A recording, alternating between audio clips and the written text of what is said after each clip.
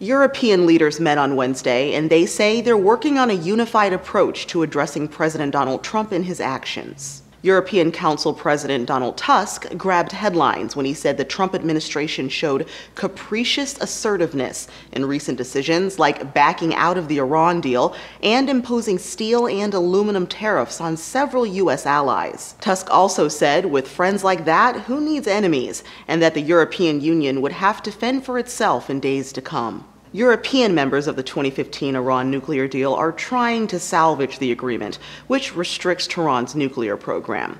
European leaders are also looking to iron out a formal unified response to U.S. steel and aluminum tariffs, which take effect June 1st.